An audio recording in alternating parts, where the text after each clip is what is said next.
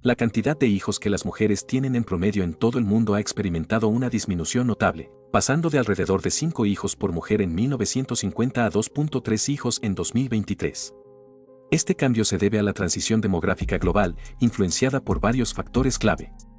La disminución de los matrimonios en edades tempranas, el aumento de las oportunidades educativas y profesionales para las mujeres, y la mejora en la eficacia y disponibilidad de anticonceptivos han contribuido a esta tendencia. A pesar de que la disminución en la tasa de fertilidad se considera un avance social, presenta consecuencias demográficas significativas. Si la tasa de fertilidad global cae por debajo del nivel de reemplazo, que se sitúa en alrededor de 2.1 hijos por mujer y se anticipa que ocurrirá en la década de 2050, esto dará lugar a una disminución sostenida de la población a nivel mundial.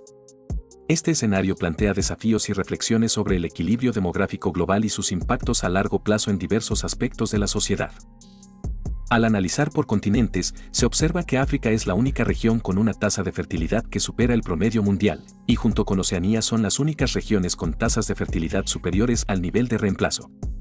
Por otro lado, Europa ha experimentado históricamente la tasa de fertilidad más baja del mundo, cayendo por debajo del nivel de reemplazo en 1975.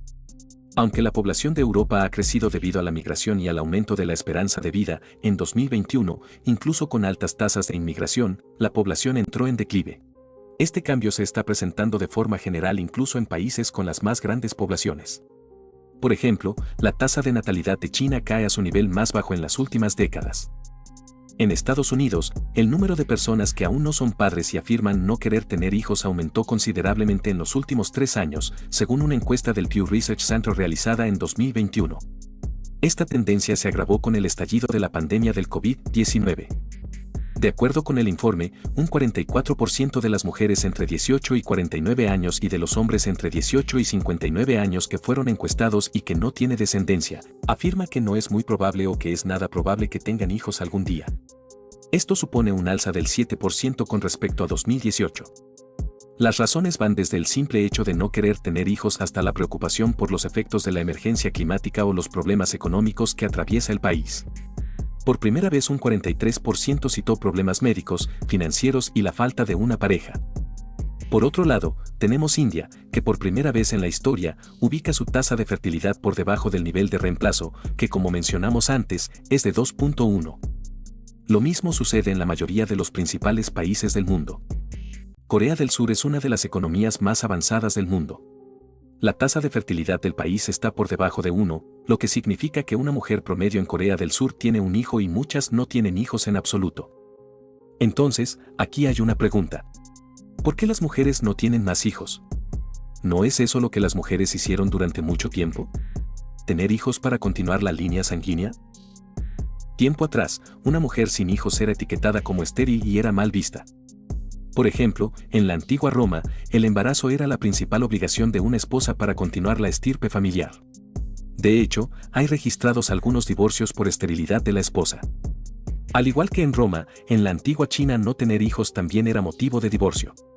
En la Edad Media, a las mujeres que no quedaban embarazadas se les llamaba brujas. La única vez que la historia perdonó a una mujer sin hijos fue cuando había tomado el voto de celibato, cuando era monja. La maternidad era una obligación moral para todas las demás mujeres y ya no lo es. Las mujeres hoy eligen no tener hijos y están trazando un camino diferente para sí mismas. Volvamos al ejemplo de Corea del Sur. Algo muy único está sucediendo en ese país, donde hay un movimiento orientado al no matrimonio. En Corea del Sur, las mujeres han sido las principales amas de casa, cuidadoras y alimentadoras. Cuando las mujeres entraron en la fuerza laboral, la revolución de género quedó incompleta, y con eso quiero decir que mientras las mujeres entraban en las oficinas el país hizo poco o nada para reducir sus responsabilidades en el hogar, ya que se esperaba que las mujeres hicieran ambas cosas. Trabajar en las oficinas y también adherirse a las normas de género en casa. Por eso muchas decidieron elegir la carrera sobre los hijos e incluso sobre el matrimonio. En 2014, Corea del Sur registró más de 300.000 matrimonios y 4 años después, la cifra bajó a alrededor de 250.000. Adicionalmente, algunas mujeres que ya se habían casado optaron por no tener hijos y hoy en día, Corea del Sur está normalizando el hecho de permanecer soltera. No muy lejos de Corea del Sur, la tasa de fertilidad de Hong Kong también ha disminuido, ya que las mujeres en la ciudad están retrocediendo en el matrimonio y la maternidad. Las estimaciones dicen que para 2041, un tercio de las mujeres de Hong Kong no se habrán casado al final de su edad fértil y citan una gran cantidad de razones. Algunas dicen que están demasiado ocupadas y no tienen tiempo para un bebé, muchas dicen que empezar una familia en Hong Kong es demasiado caro, ya que en primer lugar necesitas tener suficiente espacio para el bebé, pero las casas en Hong Kong están entre las más caras del mundo. También necesitas proveer la educación del niño, pero la educación también es muy cara. Muchos no pueden permitirse tener un bebé y muchos simplemente no quieren. Luego está India, el segundo país más poblado del mundo, el cual también alberga la población millennial más grande del mundo. Si India quiere reemplazar su población, las mujeres millennials necesitan tener más de 2 hijos, pero muchas prefieren estudiar, casarse tarde y perseguir sus metas profesionales. El censo de 2011 encontró que el número de mujeres solteras había crecido un 39%. Una investigación de Pew Research Center encontró que hasta 2019, solo el 44% de los millennials estaban casados. El 61% de los baby boomers y el 81% de la generación silenciosa estaban casados para cuando alcanzaron esa edad. Esta es la tendencia de optar por no tener hijos, liberándose de las normas de género antiguas. El movimiento en Estados Unidos es muy diferente, las mujeres no se están rebelando contra el matrimonio como tal, es solo que las parejas eligen no tener hijos. Hoy en día, las parejas en todo el mundo también sienten una sensación de incertidumbre sobre el futuro. A decir verdad, el mundo todavía se siente muy incómodo con la idea de que las mujeres no se casen o que las parejas no tengan hijo y a menudo se critica a una pareja sin hijos por ser egoísta. Ahora bien, dicho esto, la tendencia de optar por no tener hijos tiene sus consecuencias preocupantes. Cuantos menos bebés haya, menos personas se unirán a la fuerza laboral, menos producción, menos PIB y menos crecimiento económico.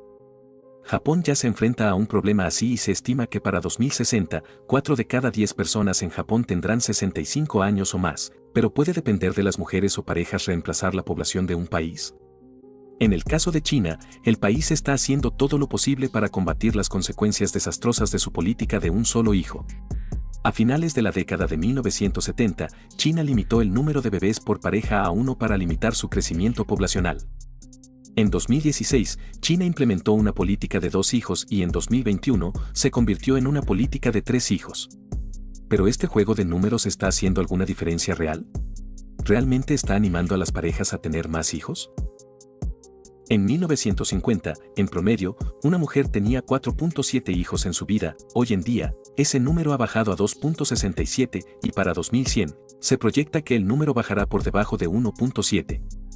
Si esta proyección se hace realidad, la población de Japón será de menos de 53 millones a fines de siglo, Italia estará en 28 millones, la población de Corea del Sur, España, Portugal y Tailandia también se reducirá. En cuanto a China, su población bajará a 732 millones. En el caso de Latinoamérica, la situación no es distinta y la disminución de la fertilidad se está acelerando. Tomemos el caso de Brasil. Un nuevo censo situó la población del país en 203 millones de personas, muy por debajo de los 208 millones estimados previamente por el Instituto Nacional de Estadísticas de Brasil e incluso más lejos de los 216 millones calculados por las Naciones Unidas. Esas personas desaparecidas no se esfumaron ni emigraron, nunca nacieron.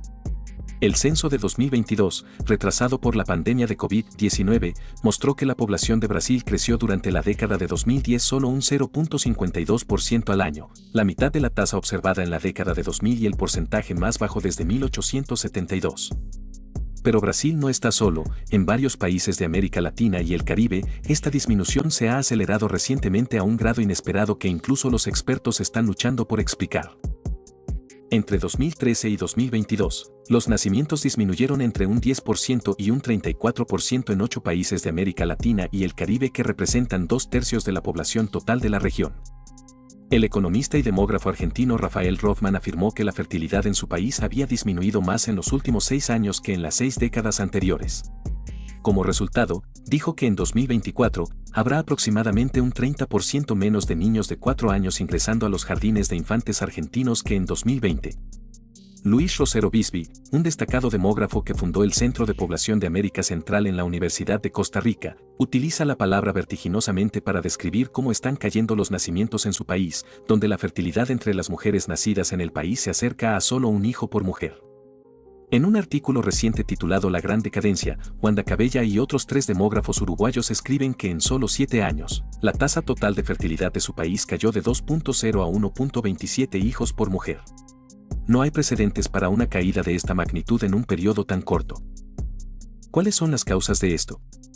Los demógrafos señalan que las mujeres latinoamericanas y caribeñas encuentran mucho más fácil controlar el momento y la cantidad de sus hijos debido al acceso cada vez mayor a anticonceptivos, ya que la región solía tener algunas de las tasas más altas de embarazos adolescentes no planificados. Aunque el número de partos de adolescentes sigue siendo alto en algunos países, los programas gubernamentales han comenzado a ofrecer una variedad de anticonceptivos gratuitos o de bajo costo a mujeres que antes no podían pagarlos. En Argentina y Uruguay, estos programas incluyen implantes anticonceptivos subdérmicos que duran hasta 5 años. Rothman afirma que la rápida adopción de estos y otros anticonceptivos contribuyó a una disminución del 55% en los embarazos de mujeres argentinas de 20 años o menos.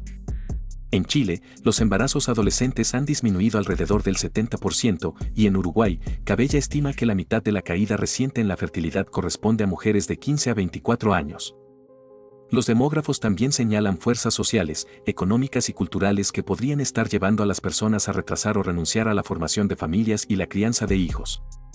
Preocupaciones sobre el empleo, los costos de la vivienda, el acceso al cuidado de niños y la división de género del trabajo doméstico pueden estar cristalizándose en una vacilación general para tener hijos. Las mujeres de las generaciones millennial y la generación Z también parecen más propensas que sus madres a priorizar la educación superior, el avance profesional y la autonomía personal. Cabella sostiene que aunque la evidencia empírica sobre estas normas cambiantes es irregular, sospecha que son impulsores importantes de las recientes caídas en la fertilidad.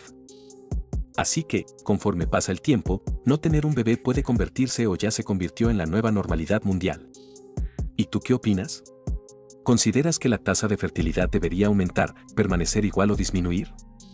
Déjame saber tu opinión en los comentarios. Muchas gracias por tu atención. Nos vemos en el próximo video.